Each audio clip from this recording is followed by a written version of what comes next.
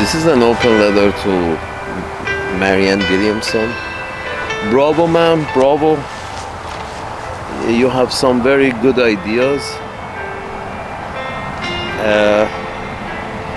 And, I hope if Elon Musk is so uncomfortable with brown and black people that he can't have a brown or black compassionate assistant,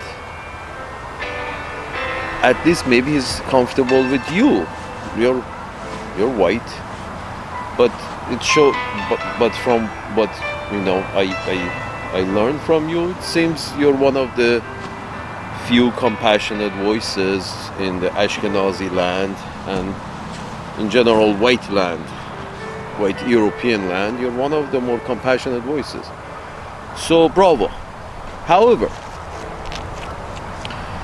here's the thing. I think Elon is right with regards to USAID, USAID, or whatever you want to call it. Tired of hearing the ads?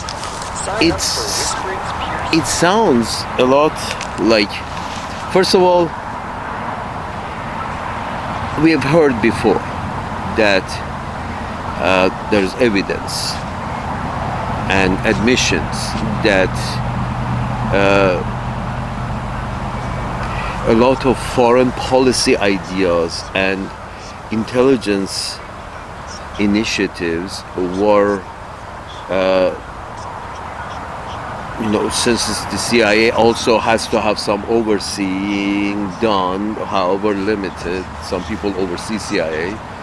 In order to avoid that, a lot of the geniuses in CIA have decided to use the NGOs as, front lines of implementing rich people's policy in other people's lands. I mean, it's a rich people, this democracy business is a rich white folks really like democracy because the rich white folks can always buy the representatives they want. They have done it in the Western Hemisphere, in the Western land of NATO. They have done it there. Rich people buy their politicians. Everyone still has a House of Lords or an equivalent to it. The Senate, which costs like $150 million to get a seat, to have a potential to get a seat. So, but it costs $150 million. That means the seat is bought and paid for by the rich. So my point is this, that, this system that you're so proud of because it's mine and I have to be proud of it. And not only, it's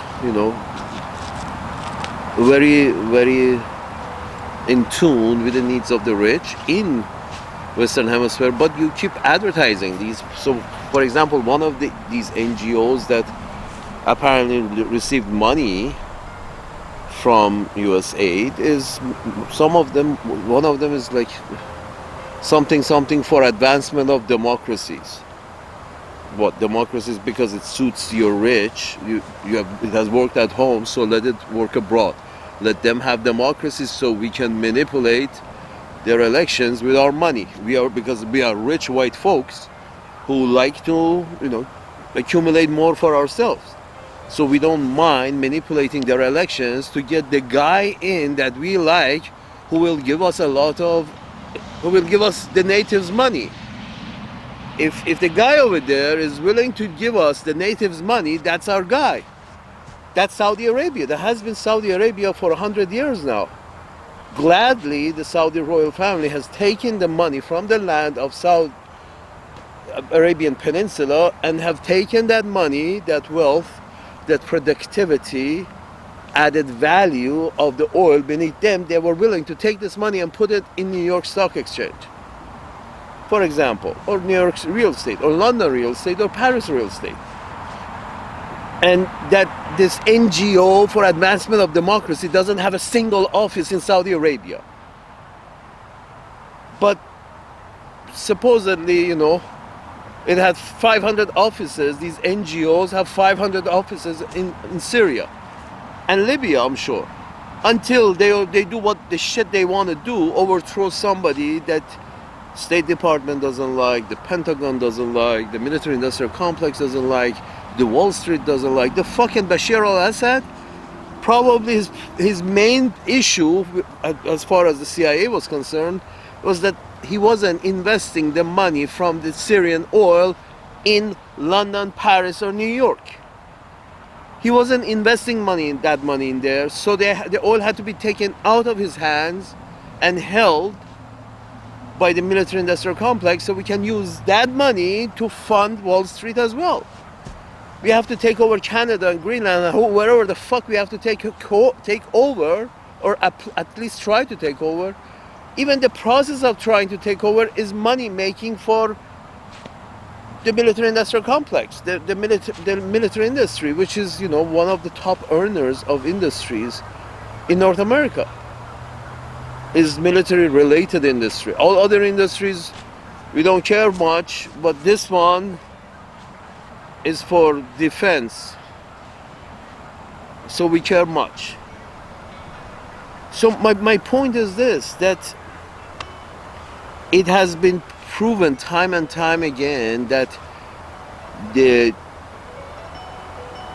lot of bad shit, shady shit, that is overthrowing governments that don't want to invest their money in our stock exchange, a lot like those shady shit has taken a place either alongside the good that US aid has done, and I will address the good as well, because the good is also not so good.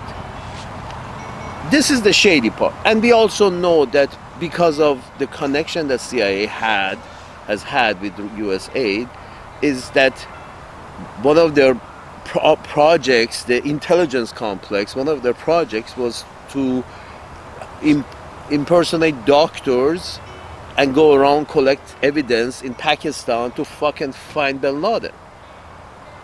You have to be closely associated with, you know, this department to, as part of some NGO that is probably related to US aid.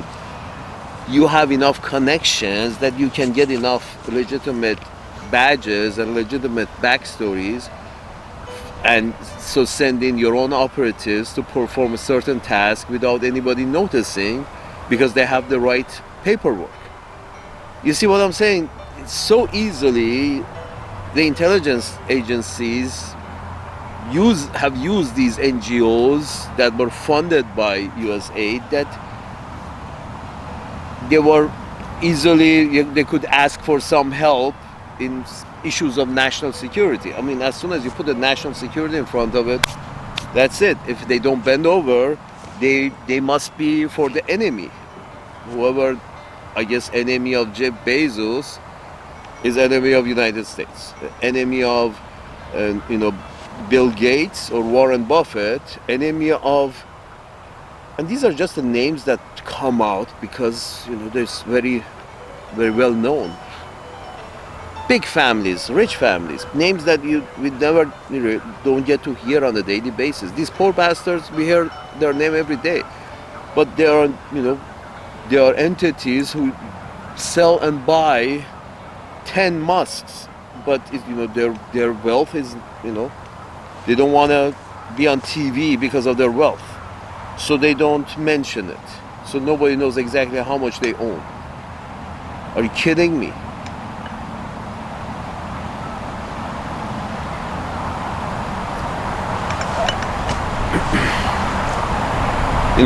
Those people who Elon Musk has borrowed money to buy Twitter, I'm talking about those people.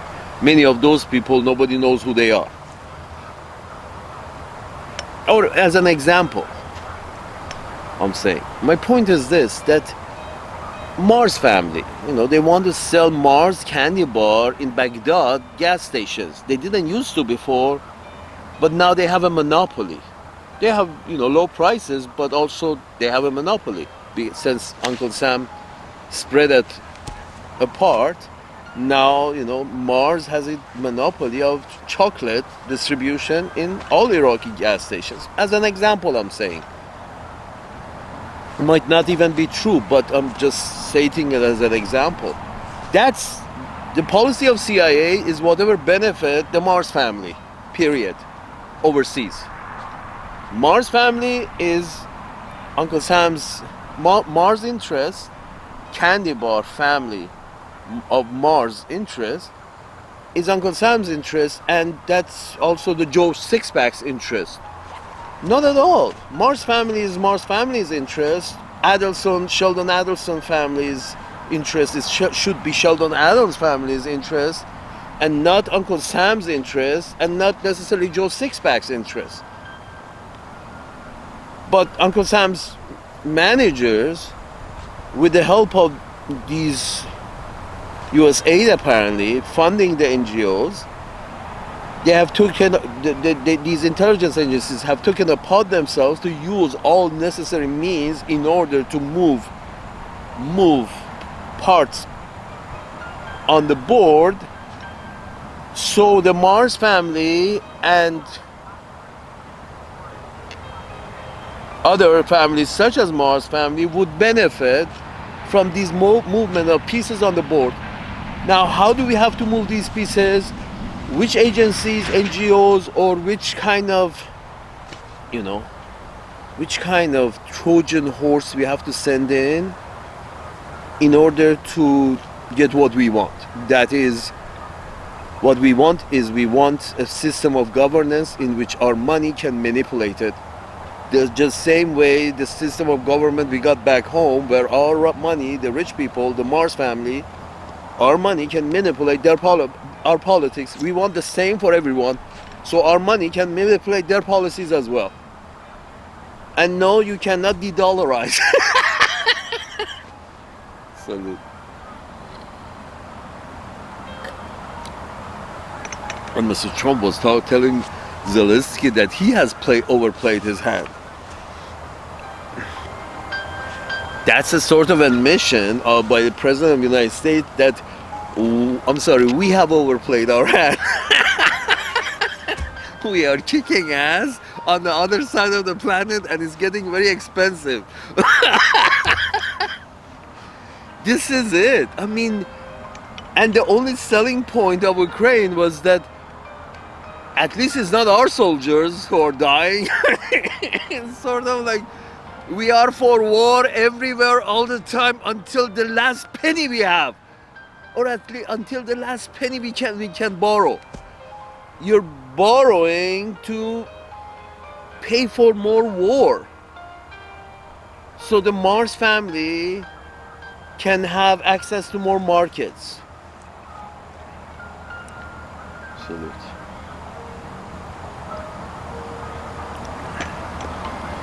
Speaking of Mars family,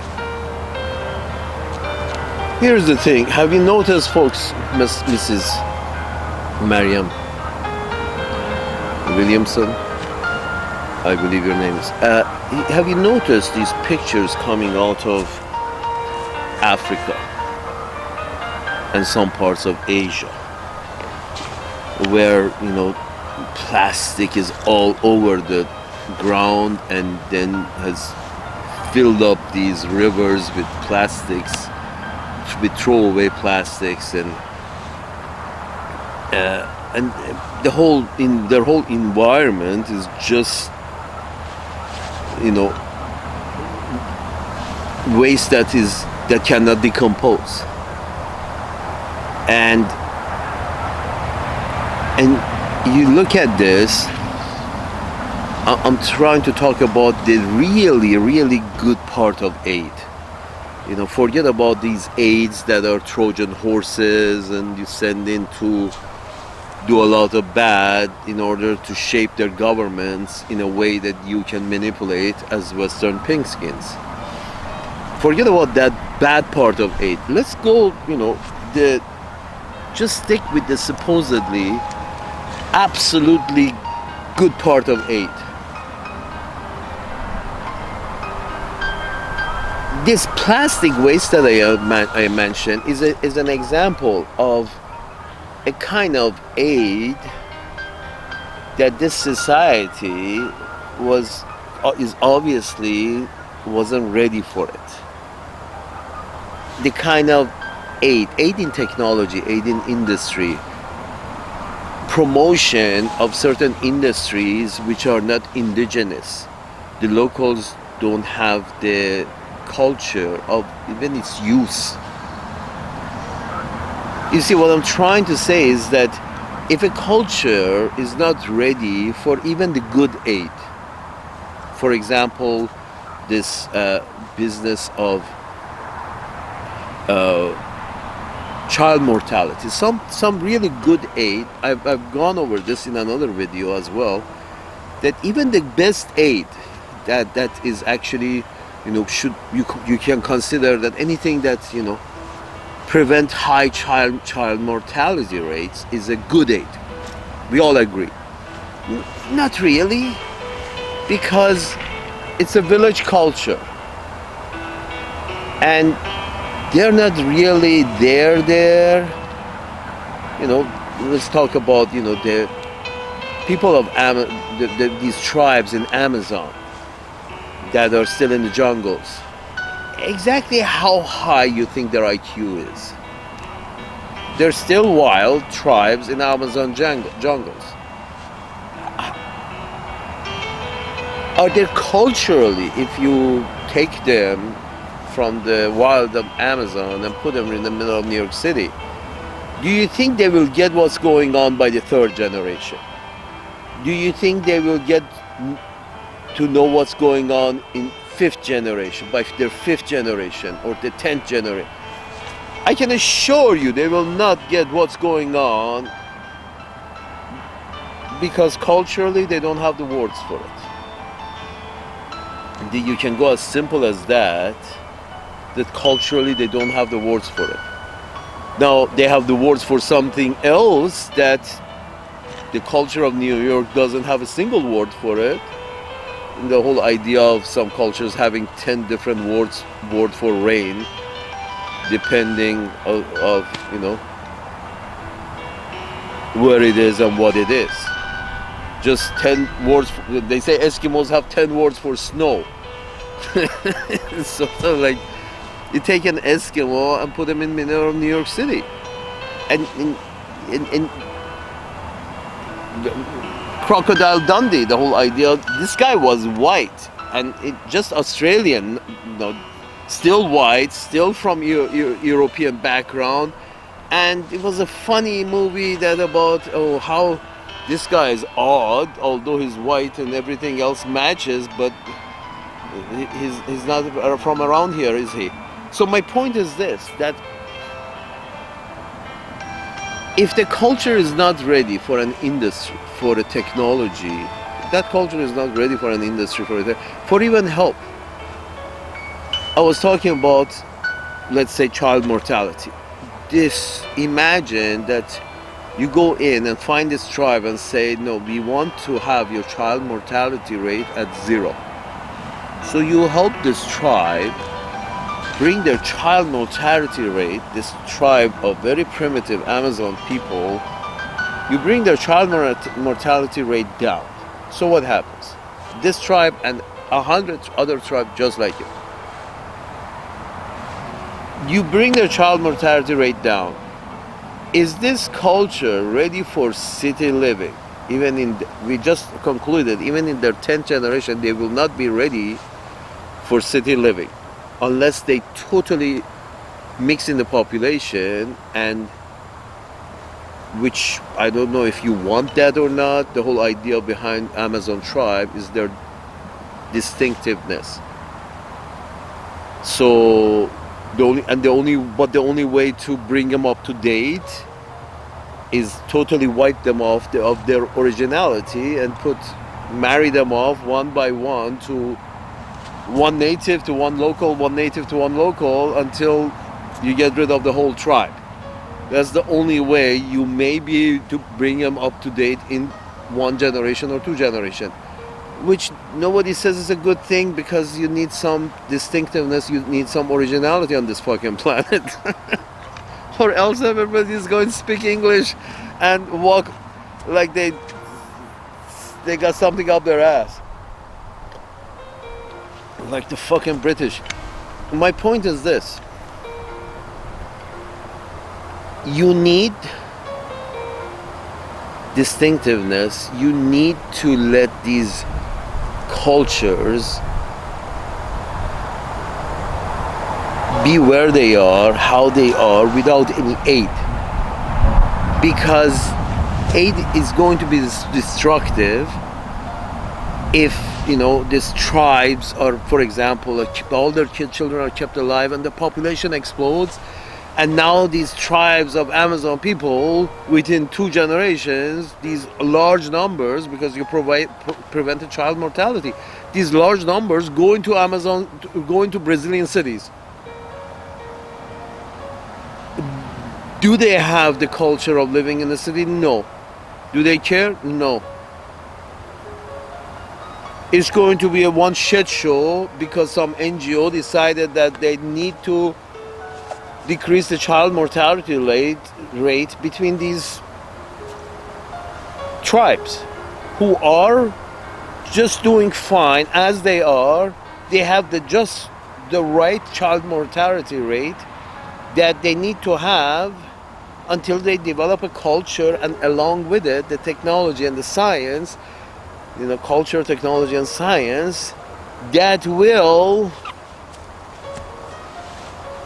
decrease their child mortality rate, but also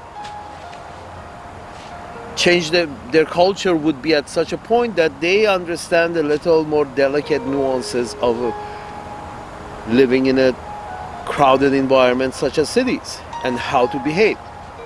What I'm trying to say is, look at India. One of the selling points that they always tell us, that one of the great selling points of colonialism was the introduction of, for example, railroad to, for example, India and Bangladesh and whatever else the fucking British colonized. Introduction of railroad is considered as a great idea. If the British hadn't come here, you wouldn't have the railroads. Ouch. Salute.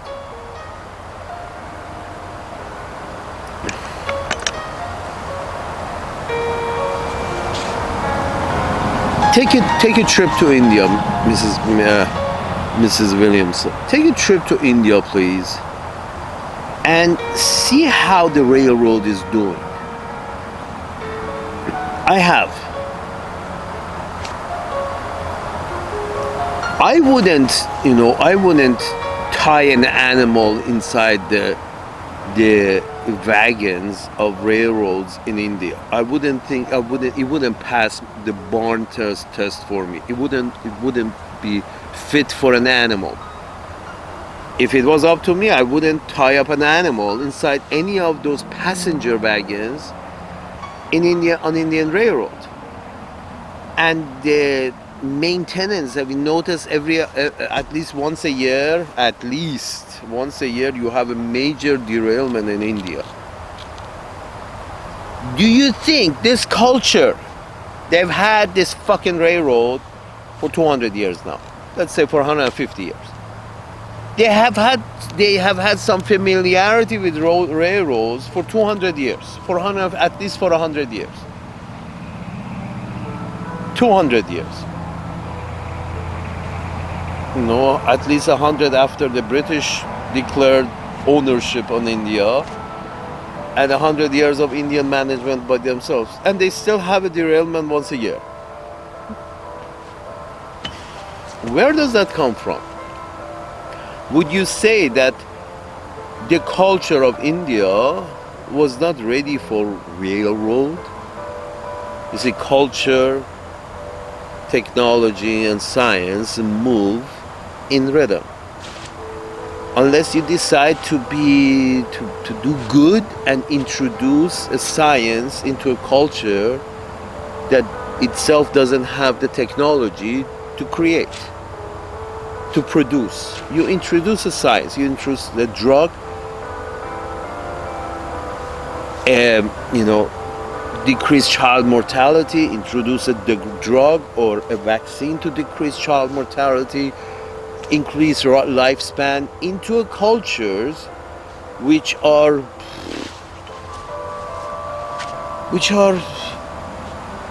not ready for it, or not there. Yeah, they will be there at some point in the future. You see, cultures go up and down. They're always in sometimes they get more informed, and sometimes they go towards being less informed. They like it that way. You know, if you look at all these preachers who talk in tongues, that's, you know, the apex of superstition. That you see this sexy woman up there, she talks in tongues because she has some kind of a connection to the spirit world. or she has some kind of connection to interdimensional beings, and those interdimensional beings speak in this unintelligible language. I mean, this is a culture in decline when you go back to superstition. And so my point is this: cultures go up and up. Even places that you may think it's screaming at you that aid is good here, aid is necessary here, even those cultures, even those aids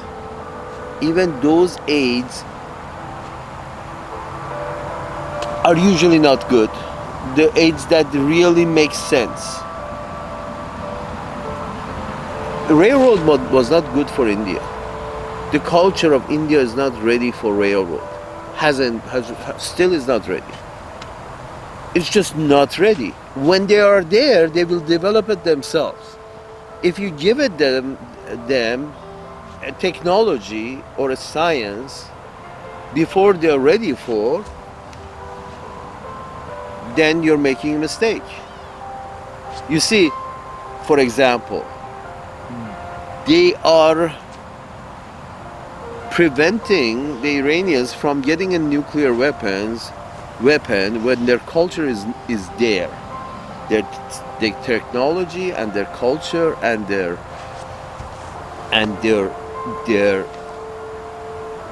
science have moved together, and they're at the point in which they can produce indigenous nuclear energy.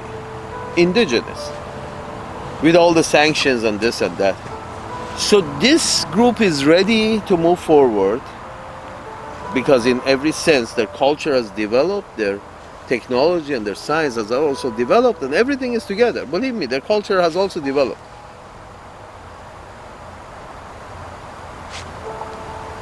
But they should not have it. The Western mentality, the pink-skin NATO mentality, the pink-skin European mentality is that these brown people should not have nuclear weapons. But on the other hand, the mentality of a country such as Israel, in which they have shown their disregard, the absolute disregard towards other humans, in this case brown people's lives, they have shown their absolute disregard to other human beings' lives. These guys declare that no, these people are okay to have top-of-the-line weapons and bombs to defend themselves. If you're hitting my house, you're not defending yourself. If you're hitting my house from your house, you're not defending yourself. You keep calling it a preemptive strike because we know these people don't like us. Yeah, they don't like you because you're on their land. You're Europeans on Arab lands. My point is this, ma'am. The technology, the culture, and the science move together. Should move together. When they move together, everything works out. But for example, in case of Israel, the technology is far advanced of their culture. That's why with all the killing business that they're doing in West Asia, their culturally, they keep referring to a piece of, some paperwork from 2,500, 3,000 years ago. They keep referring Talmud, Torah, whatever they call it, whatever they refer to justify all these killings, is that. Whichever book they refer to justify all these killings of the brown people brown Arabs on Arabian Peninsula, whatever paperwork they refer to belongs to a very long time ago. So they're culturally, the Ashkenazi culturally in Israel are culturally backwards. But you, the Christian, the other white people from the Western world are providing very sophisticated technology to these people who are culturally very backwards, and they're showing it. Whenever you introduce your products, your services, your goods, your aid to a culture that is not ready for it, and believe me, when the culture is ready for it, they will make their own. When the culture is ready for it, they will make their vaccines. When the culture has reached the level of science and technology that it should, they will develop their own vaccines. They don't need your vaccines. So what I'm trying to say, that aid in its best sense is also bad.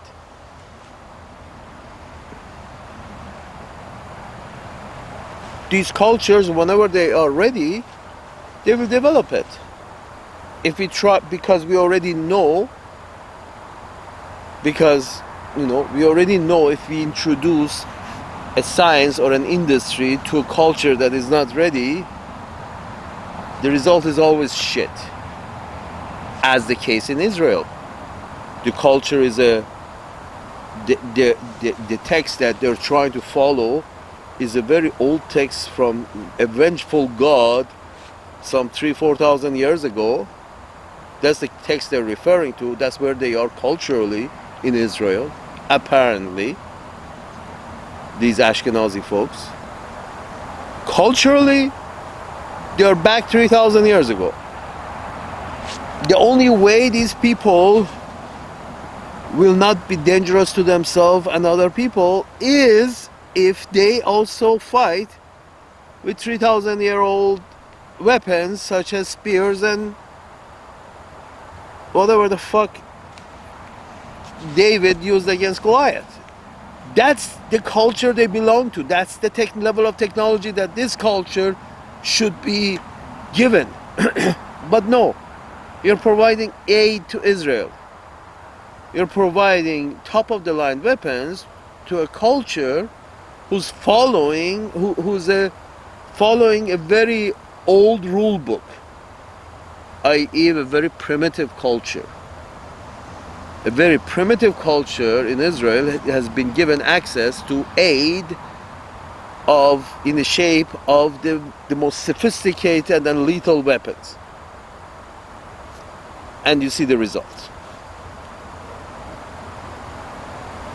But you saw the Iranians, they shot a few missiles at Israel too, but their culture has reached such a level that they understand that we don't want to kill many people because then we know there is going to be a bad retaliation and then we have to retaliate. But we know Israel has money to burn, so we just show them that we can hit the targets that we want.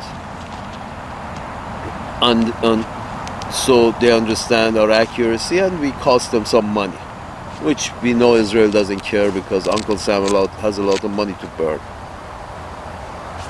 So my point is this, Mrs. Williamson, that the aid to Israel is a bad aid because you're providing aid, in this case military aid, it's like providing military aid military aid to Israel is like providing military aid to the native tribes of Amazon. The native tribes of Amazon also are following a 2,000-3,000-year-old, social rule book.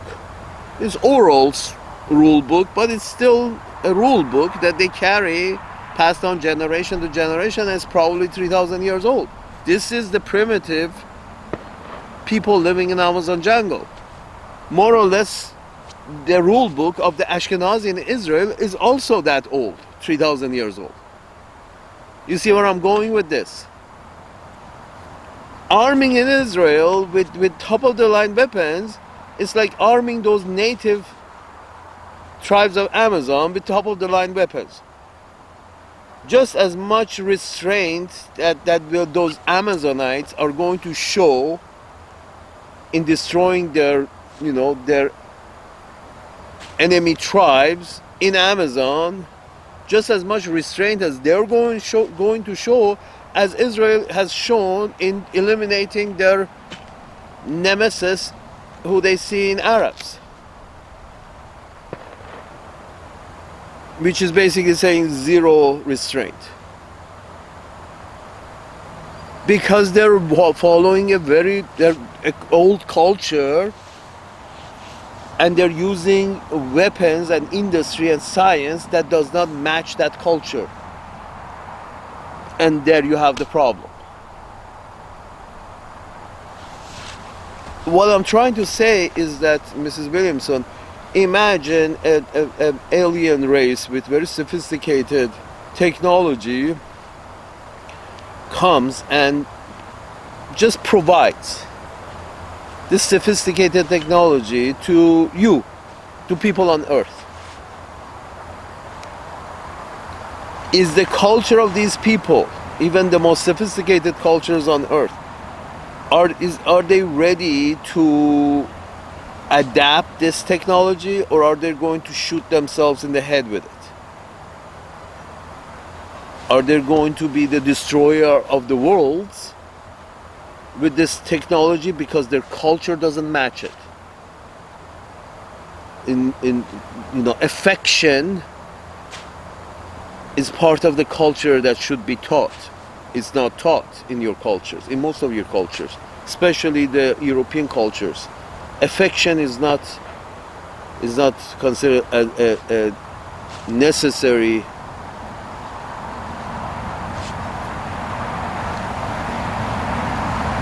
aspect of life. This whole idea of let's go, show them especially these cowboy mentality has no affinity to affection. And that's basically your foreign policy, that's your military policy, that's your imperial policy. No affection. That's no affection defines imperial policy.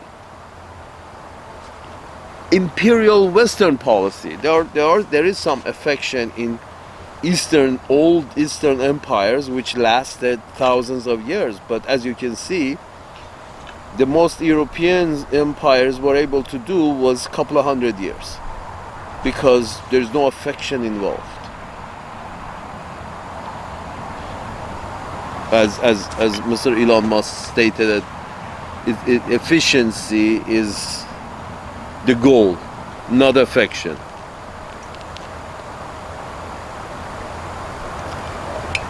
This is why I'm saying that if Elon is uncomfortable with brown and black people to be as a source of affection in the rooms that he is in, maybe he should hire you to at least have some, affectionate voice in the rooms that these white people make decisions. You're also white, but it seems you have some ideas about affections. But my point is this, that aid, in conclusion, I can say the bad form of aid, which in this format that the intelligence agencies were using to get what they want in other countries with the help of these NGOs and USAID, that's really, really bad, unnecessary. Because I don't think Mars companies, Mars chocolate companies' interest should override the interest of people of Iraq. or Afghanistan. Just because the Mars family are white people and people of Afghanistan are brown, that doesn't mean that the Mars family's interest should override the whole population of brown people's interest, which was basically what Iraq invasion was, or Iraq invasion, Afghanistan invasion. This is what it was. It's basically a bunch of rich white folks' interests decided that their interest is more important than the interest of the native brown population. That's what Israel is all about. A bunch of white Europeans from rich backgrounds have decided that their interest is more important than the interest of the brown Arabs, whatever interest the brown Arabs have in their land. Our interest is more important than your interest because we are rich and white and you're poor and Arab. And you're poor and brown. That's the whole idea of Israel. So no, I don't think Elon Musk is doing something wrong. I think let's close. I'm sure the intelligence agencies, as they are, they will find other ways of supporting these ideas, bad ideas, of finding other ways of achieving their objective, which apparently seems to be advancement of the Walton's families of interest and advancement of Mars family's interest and advancement of Rothschilds and JP Morgan Chase and Rockefeller family's interest. This is what the intelligence agencies in the West, they see their job is. Advancement of rich white folks' interests. It's like the guy working in the CIA understand that his job is advancement of rich white folks' interests all over the world. And to do that, if they don't have access to US aid, they find something else, some other way to advance the Mars family interest. This is crazy. Yeah, we close down US aid. Okay, as long as CIA is CIA, and their job title, their job is basically advancement of rich white folks' interests in other nations, in other tribes, in other races, in other countries, in other parts of this world. Because rich white folks have to be on top. This is the, basically the job description of CIA.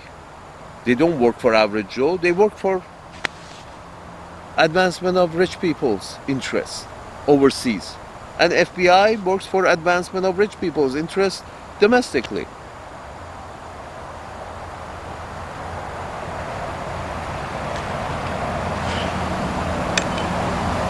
Salute.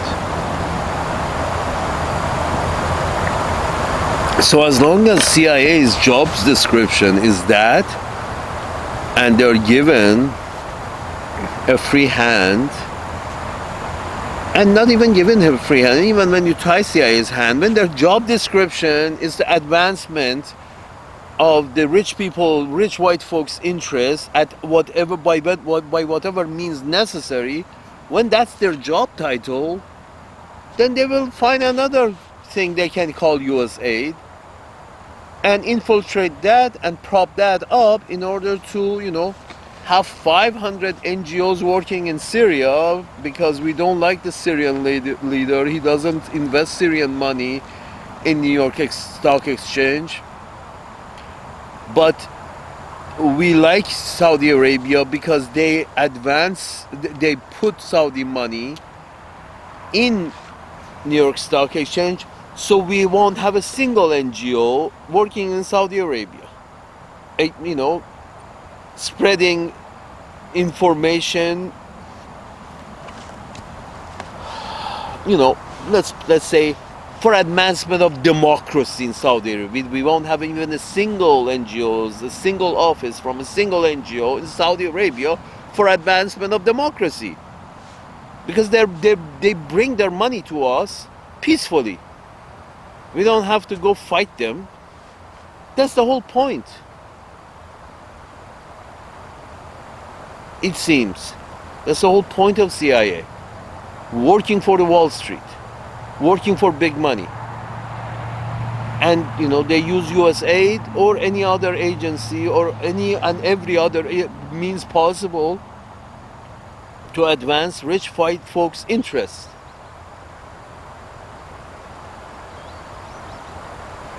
Yeah, okay. Thanks to Elon Musk to closing down USAID, but then what's next? What other, facade will CIA or intelligence agencies in the West use next in order to advance, Walton's family interest overseas, or advance, Mars family interest overseas?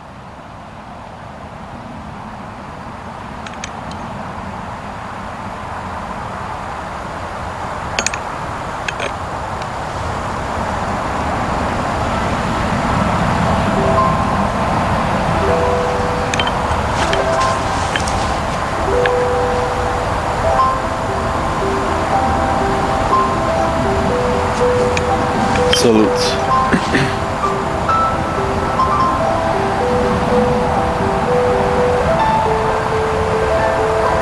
Please keep your aid to yourself. Not even the aid that the culture is not ready for, like the railroads in India. The aid and